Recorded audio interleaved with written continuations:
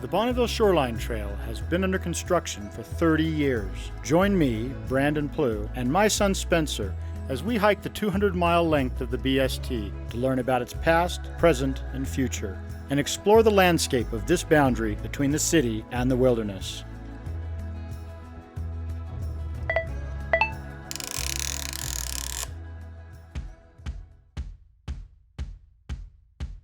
This episode will spread across the whole side of Provo, starting at Slate Canyon, passing by Y Mountain, then Rock Canyon, and concluding at Bridal Veil Falls in Provo Canyon.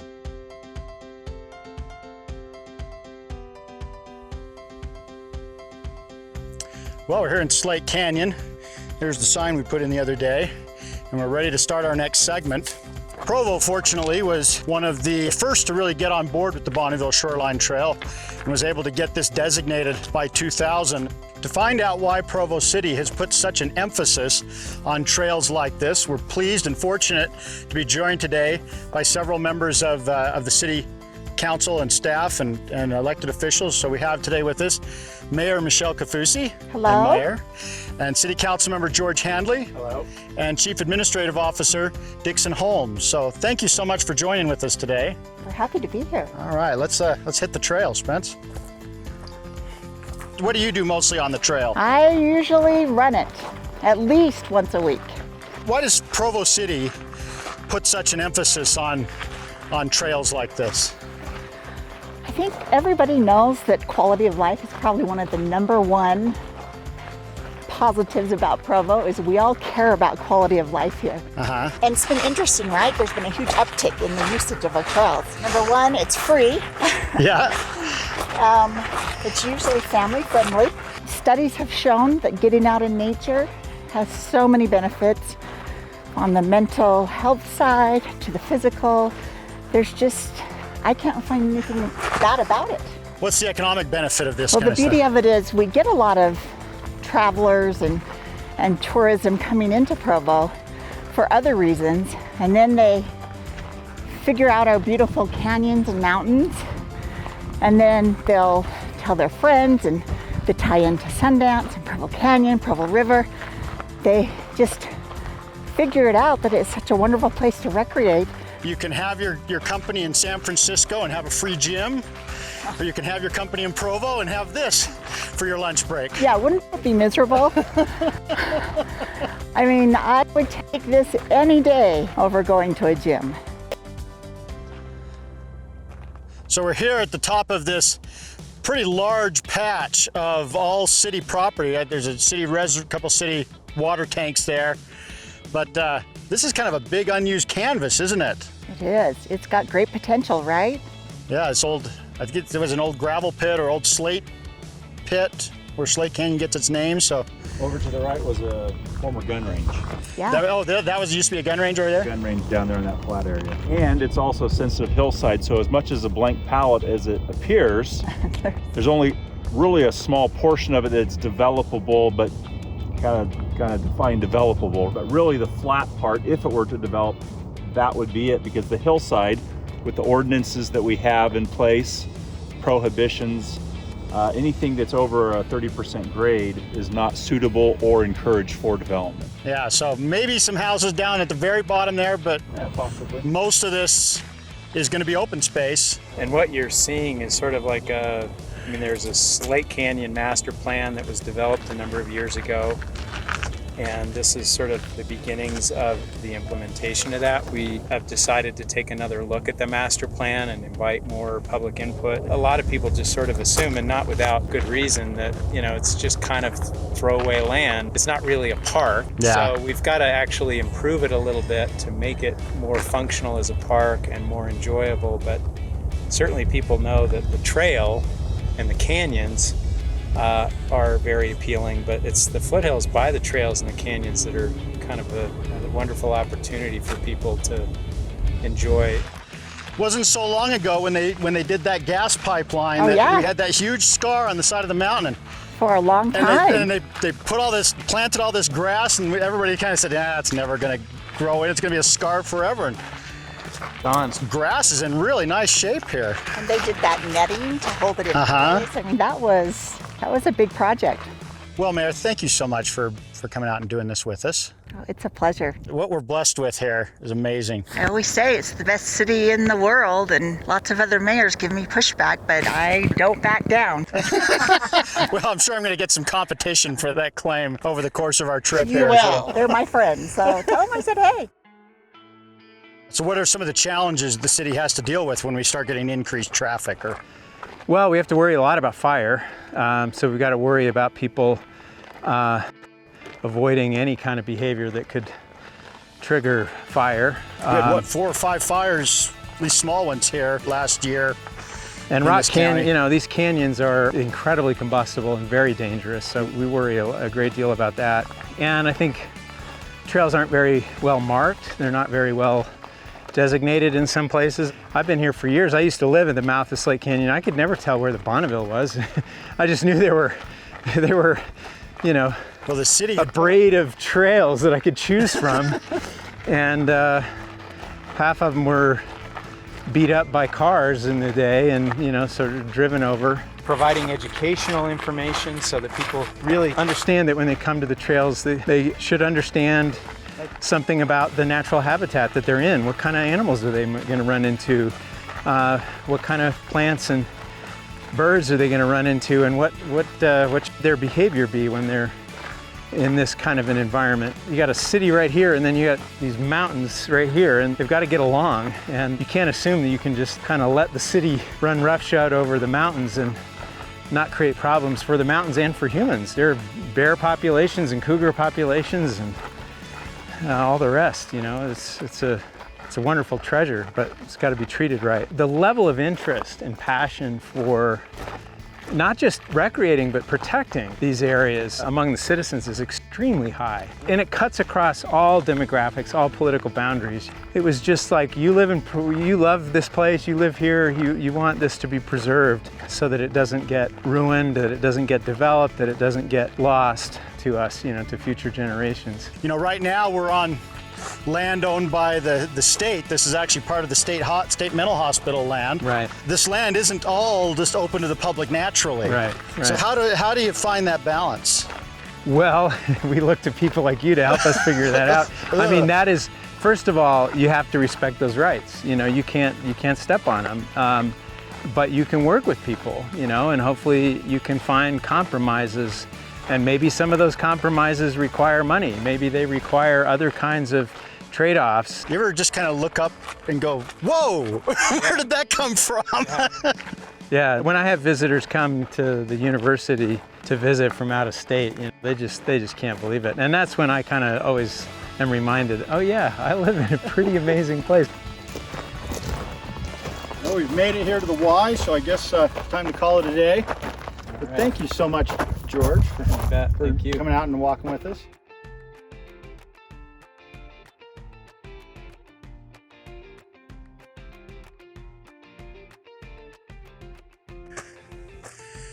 Utah has a lot of iconic trails. Angel's Landing, Delicate Arch, Mount Timpanogos. We're starting here today at another one of them. This is the trail up to the Y. It's about a mile long and very popular. Parking lots are all pretty much full today. The trail is owned and operated by BYU, who acquired the property back in the 90s. Yes, that did take an act of Congress. They maintain it. They've put a lot of money and effort into maintaining this trail and keeping it safe and improving the parking lots. Sometimes that's what it takes to get really good quality stuff. Looks like it's pretty popular today, but we're gonna move on. We're not gonna do the Y.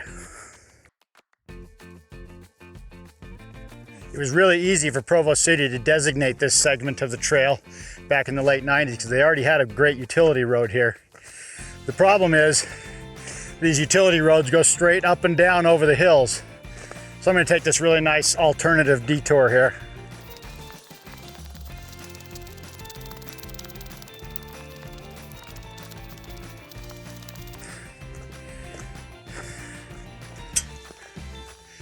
This area here, this hillside, has a really different character than what we've been walking through. You can see these just giant boulders kind of scattered all over the place here. This is actually an active landslide. Probably came down from the top of Y Mountain there. It's the same as that gray rock way up there at the top, not this redder rock here. So it gives you an idea of where those all came from.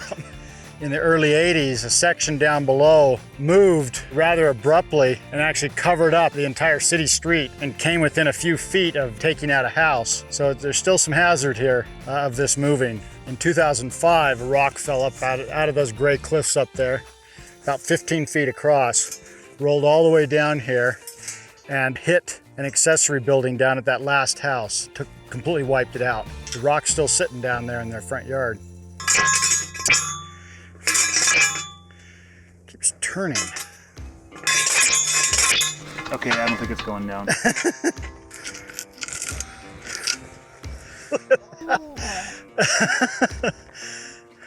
That's crazy. Maybe if I'm smart, I can use this to my advantage.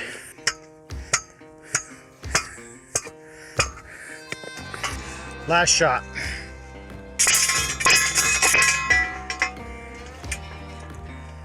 I think it stopped. It stopped. You win some, you lose some, yep.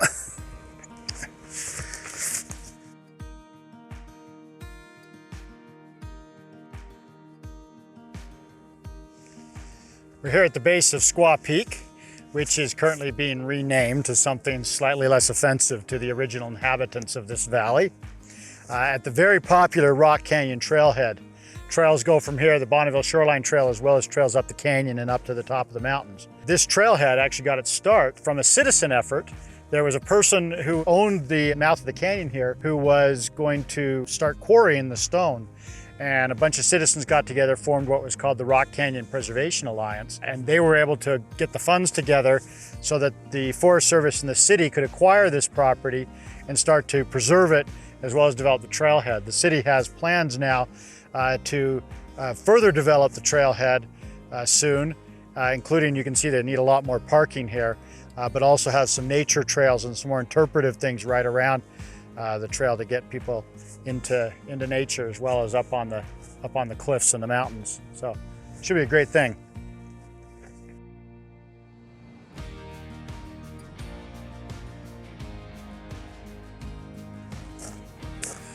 Well, we've been through several miles of nice, official, maintained Bonneville Shoreline Trail, but at this point we're crossing back into private property, so we're going to have to go on an unofficial trail here for the next little bit.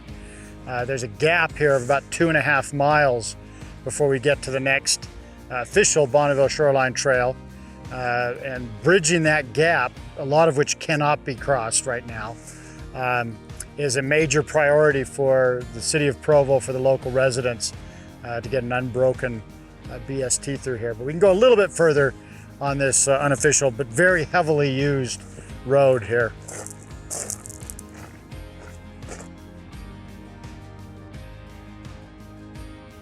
Just ahead here is posted no trespassing, and we'd actually have to get up to where those upper power lines are to continue on, and there's no trail at all there. So we're gonna quit, and we'll drive down the road here a bit and pick up the trail in a few miles.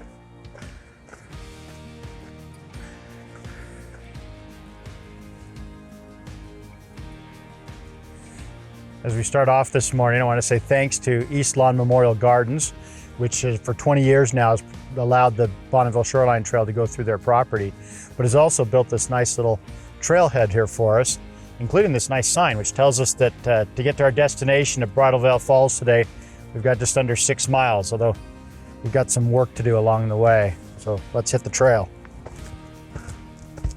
Until it gets old, let's get this road on the show.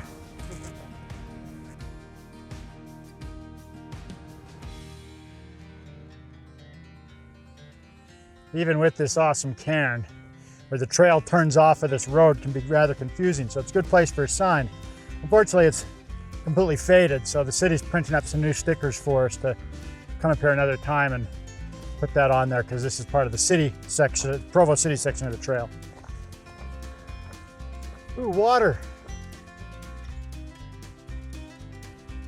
There's a really confusing turn here where the trail actually leaves this road. This road goes around actually into private property that's posted no trespassing. and they don't want people going this way. But so the trail goes this way. So I planned on putting a sign here, but I forgot in my inventory that there is already a sign here. So we're okay. What we really need is a sign here that says not a trail or something. Learned my lesson from last time. Cut angles on the end of these so they go in easier. This maze of dirt roads and ATV trails and bike trails and stuff through here gets really confusing where the trail is. There's been signs put in here. A lot of them are destroyed or faded. A few years ago, some kind soul put in some signs. Looks like an Eagle project, but they're not official design, and this one's actually in completely the wrong place. So we're gonna put in a couple signs here. But you don't wanna watch us put in signs. So Spencer, why don't we speed this process up a little bit?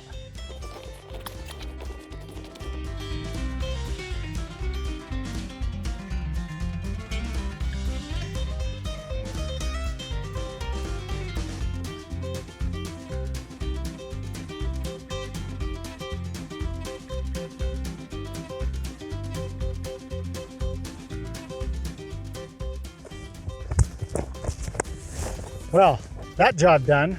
We're gonna take a bit of a detour now and explore a possible trail that might help us to eventually connect over to back into Rock Canyon where we were before. So let's take a look. Well, there's something you don't see every day. Of course, it's completely illegal on Forest Service land, but impressive nonetheless. I'm not sure I dare try to go up there. It took a lot of work.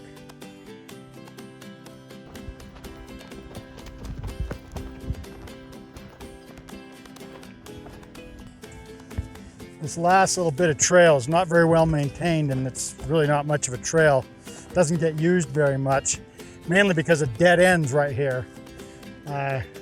This is where presumably we could eventually build the Bonneville Shoreline Trail, connecting back to Little Rock Canyon and Rock Canyon where we were the other day along here.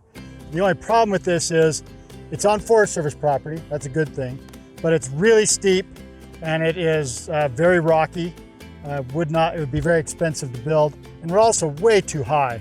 Down there where the houses are, that's actually the Lake Bonneville bench. That's where the trail ought to be, but we have to get up here into public property away from that. You can see just down here a little ways, there's a flat space there. That might be a better alternative for the trail rather than what we've been on, because we got really high. But possibilities here, but it might be a difficult build. Now back. So according to my GPS here, we are at about 5,600 feet right now, which is one of the highest points on the Bonneville Shoreline Trail, at least 400 or 500 feet above the original actual shoreline. The reason for that is back in 2000, when this trail was built, the Forest Service had to negotiate this route to get around private property that's down lower that they didn't want to give access to down where we were before. So this was a compromise, was to come up this high. It's nice with all this oak, and it's a little more of a mountain-like trail.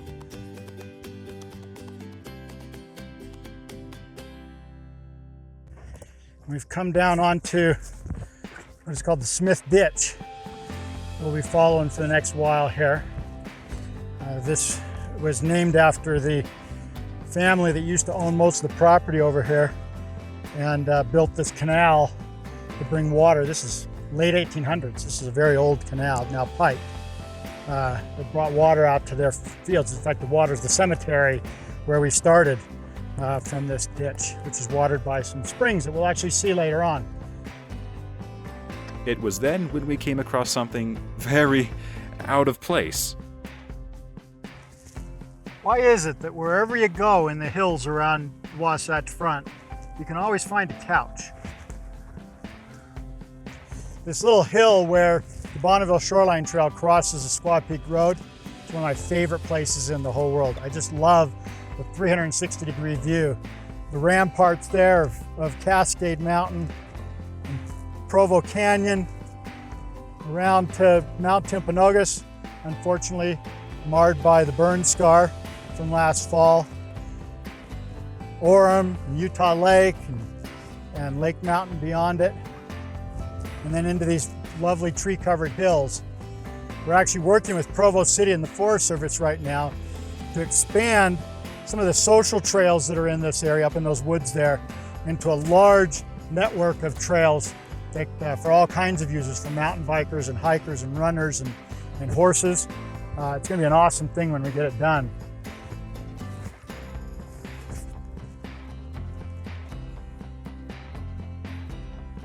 We're getting ready to go take a detour up to a cool thing, but we're tired, and so we're taking a break before we take our detour.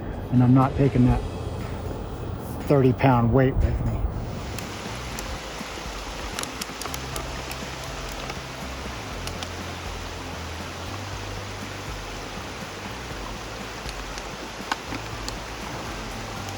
Oh, that's good. It's odd how the water here just disappears right into the rocks.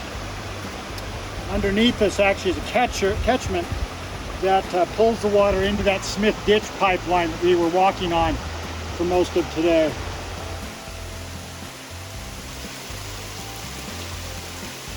Oh, it's so nice. Ground moss here. That's okay.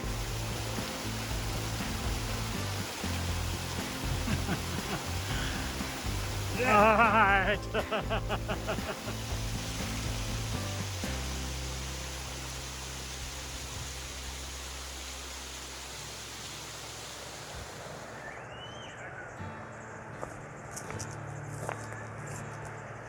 Oh, finally, pavement.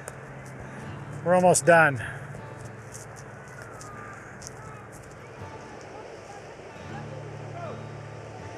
Well, I can't think of a better place to finish today's episode than Utah's most famous waterfall.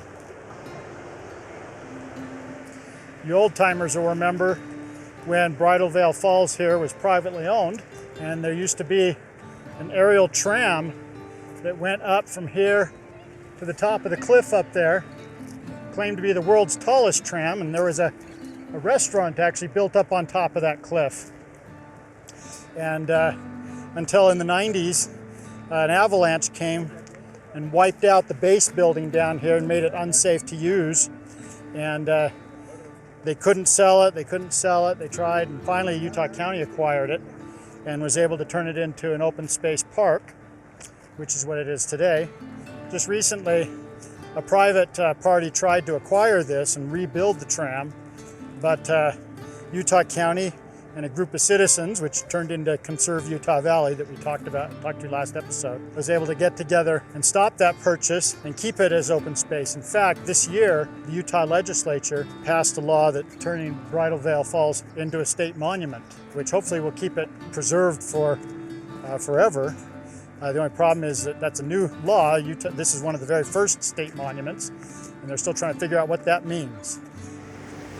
Well, looks like it's about time to call it quits for today. Next time on episode 6, we'll be starting here and going up the other side of the canyon up to Orem.